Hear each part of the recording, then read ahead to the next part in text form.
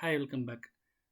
This video is slightly different from the previous one, where previous one we have seen how to delete a commit that has created by mistake.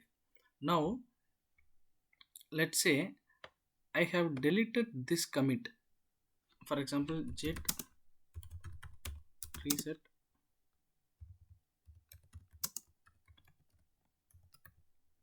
I have deleted. I have resetted the latest commit by mistake.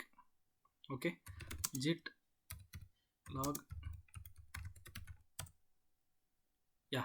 So this updated commit is removed now, but I need that commit now. So how to do that? If the code is not actually pushed into server, it was only in local and I don't have any backup, but still I have resetted. How to get back? There is an option. There is a command called git reference log. A short form is reflog. So you will have all the reference logs.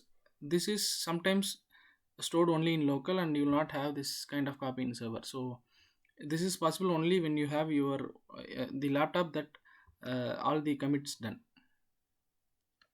So I need this updated commit. Okay, so I have this commit id. I'll just copy this commit id,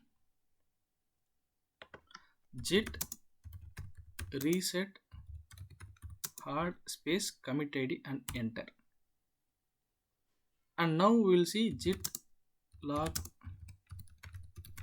online. You can see that. So initially we had that updated commit and we have removed that updated commit here, and again with the help of commit id using reference log we have got back that updated commit again.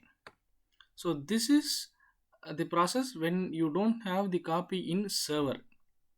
We have created a commit, but I have created a commit but I do not push the commit to server.